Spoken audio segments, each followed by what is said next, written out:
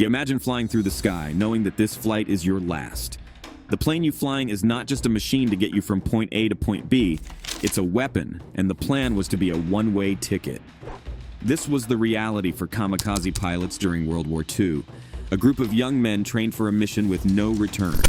Their objective was to crash their aircraft, which was filled with explosives, into the enemy ships, sacrificing their lives for the sake of their own country.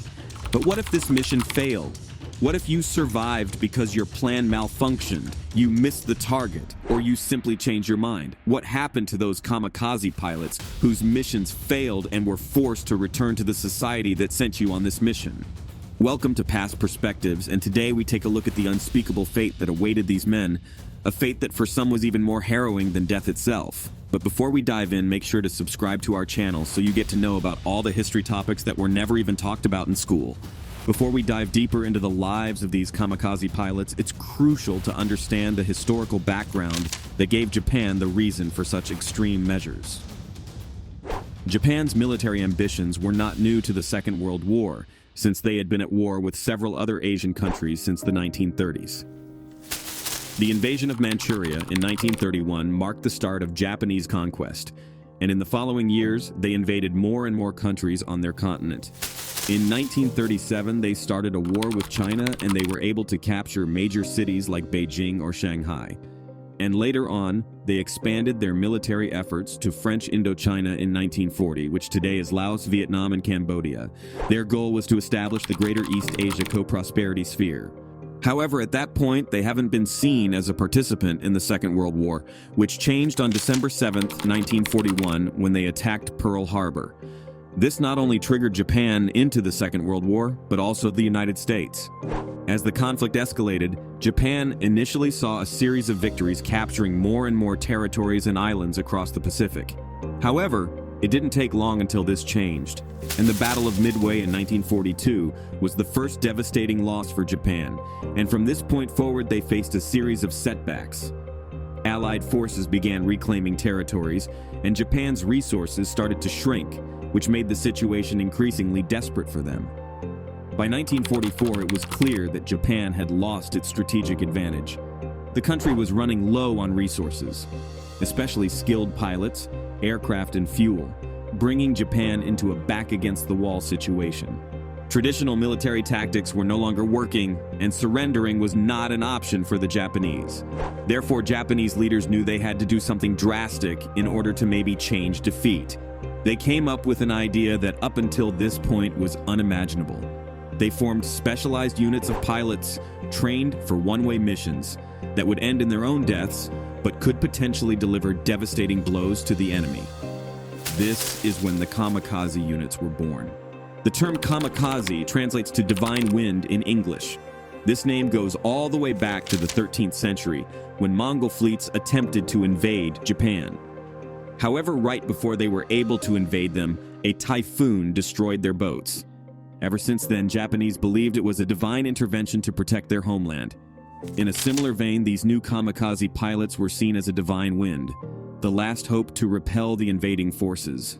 But what drove these young men to voluntarily go on such missions? The answer lies in the complex situation of Japanese culture and society at the time. The concept of Bushido, or in English, the way of the warrior, is deeply ingrained in Japanese beliefs. It emphasizes qualities like honor, loyalty, and self-sacrifice. Additionally, the societal pressure was immense. The Japanese propaganda machine portrayed kamikazes as heroes, with their sacrifices being glorified in songs, movies, and literature. The journey to becoming a kamikaze pilot had to be quick for the Japanese, as they were running out of time. With the promise of becoming a national hero for eternity, for the men who raised their hand for this mission, this was not an act of depression. It was an act of ultimate patriotism and a way to bring honor to themselves and their families. However, contrary to popular belief, not all kamikaze pilots were volunteers. Many were ordered into the program, while others felt the weight of societal and peer pressure to volunteer. Some of them were fresh out of flight school with their skills being not very good, yet they were thrown into a role that required immense courage and the ultimate sacrifice. Once selected, the recruits underwent intense training, one that was way less than what you'd expect from a military training program. The focus was less on aerial combat skills and more on how to accurately hit a target, which makes sense if we look at their missions.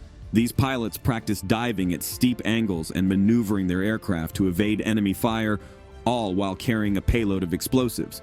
But the preparation was not just physical, it was mostly psychological. The Japanese leaders were sure that a lot of soldiers might change their minds, and therefore they were subjected to a regimen designed to strip away and last doubt. To do this, they were constantly indoctrinated with nationalist propaganda and often encouraged to sever emotional ties, making it easier to commit to their fatal missions.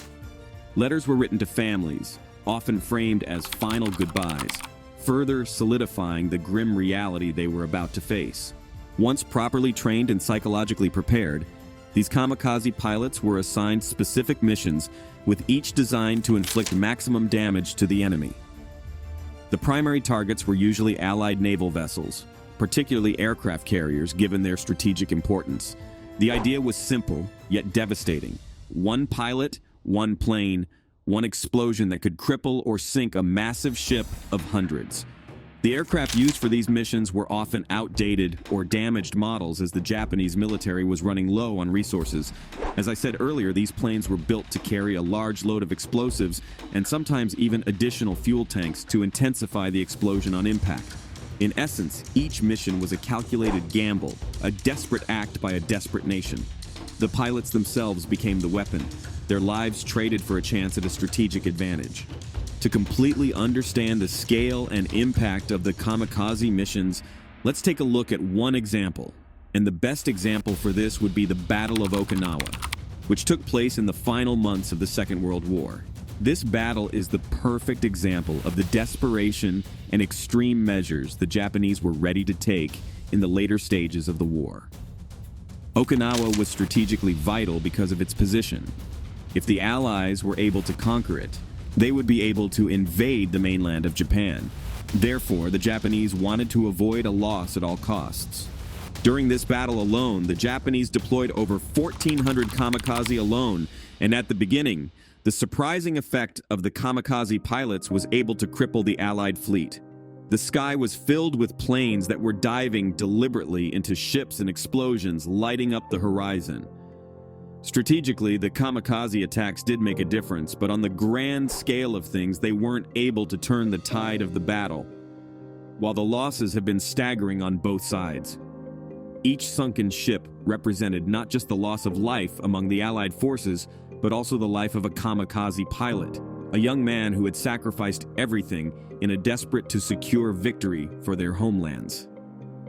It didn't take long and Okinawa fell, and the door to mainland Japan was wide open, setting the stage for the inevitable end of the war. However, not every kamikaze pilot fulfilled their mission, and they returned home. In most military traditions, a soldier returning from battle, even after a failed mission, is welcomed with open arms. They're praised for their bravery and their willingness to put their lives on the line for their country. There are debriefings, medical checkups, and psychological support to help them reintegrate into normal life. But for kamikaze pilots who returned, the experience was starkly different, a chilling contrast that reveals the unique and harrowing nature of their mission. Imagine landing your plane on Japanese ground, knowing that you failed the one mission that was supposed to be your last. They are not welcomed with a parade, no cheers, no hugs, and no sighs of relief. Instead, there's an overwhelming sense of shame and dishonor, as if your very presence is a sign of the nation's failure. The pilots who returned from failed missions were often treated as outcasts. They faced ostracization, not just from their military peers, but also from society at large. In Japanese culture, the concept of losing face is a severe form of public humiliation. It's not just personal failure, but a disgrace that reflects poorly on the family and social standing, and for kamikaze pilots, their return home was the ultimate form of losing their face. This cultural stigma for the Japanese has historical roots. Among the samurai, which were the warrior class of feudal Japan, losing face could result in the act of seppuku, which is a ritualistic form of taking your life in order to gain honor. While kamikaze pilots were not expected by the government to take such an extreme step, the cultural expectation for honor and the shame of losing face was not less significant. The shame was so intense that some were even given menial tasks as a form of humiliation, a stark reminder of their failure. This was more than just a punitive measure. It was a public display of their lost honor, a visible sign that they had lost face, not just for themselves, but for their families and their nation. Their superiors, who had once praised them as the saviors of the nation, now looked upon them with disgust, as if they were unworthy of the uniform they wore. I think it's also needless to say, but they were never able to get a normal job again or go to school. Not because there was a law that forbade it for them, but because nobody wanted to be associated with them. The psychological toll was immense on these soldiers. It was not just the pressure they received from others, it was also their own expectations of themselves. See, for months on end, these pilots were indoctrinated with the propaganda that they would make the greatest sacrifice for their nation and that they would become a hero. They had prepared themselves for death. They were cutting emotional ties to make it easier to carry out their missions. However, to return was to face an existential crisis, since being alive for them was a constant reminder for failure. And there is even a psychological condition called Special Attack Unit Syndrome that prevented them from living a normal life again, since the idea of dying with honor, and therefore they were incapable of finding a new goal in their life. What's important to mention is that this treatment didn't happen to all kamikaze pilots who returned home. Those who returned due to weather conditions or mechanical failures in their place got a different treatment. If they were able to prove that their return was outside of their control, were not punished and not looked down upon. However, this also had a limit, and the best example is Yukio Seki, who was a naval aviator and later became a kamikaze pilot. Even though he had a pretty high rank in the Japanese army, which means that he was convinced to fight for his country, he was not ready to give his life in a suicide mission like this. Therefore, he returned home over and over again, blaming it on circumstances outside of his control. One time he claimed it was because of the weather, or another time it was because he couldn't locate the enemies. In the beginning, the Japanese leaders believed him because of his rank and past achievements. However, after he returned the 9th time from his mission, he got executed for cowardice. But it wasn't just their own lives that changed on their return. The ones of their family did so too. Their family faced a huge dilemma that was heartbreaking. On one hand, there was the relief of having their dead-believed son return alive. On the other hand, the heavy burden of societal shame and dishonor came with it. In a culture that places immense value on collective identity and social harmony, a lot of families that accepted their sons back in their ranks were seen as outliers in their community. Neighbors would avoid eye contact, social invitations would diminish, and even lifelong friends would become distant. The family name, which is usually the source of pride, became a label of shame. Especially parents faced their own challenges.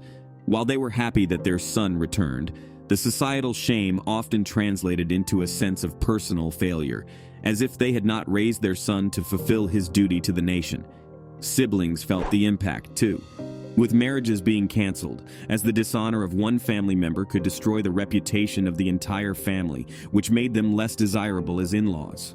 Luckily for the kamikaze pilots, their situation changed after the occupation of the Allied forces, which were primarily led by the United States. While the sheer presence of the Americans often filled the Japanese population with shame, the situation for kamikaze pilots got better. The United States brought a reevaluation of wartime ideologies and practices. Therefore, the Japanese public began to question the extreme nationalist fervor that had fueled the kamikaze program.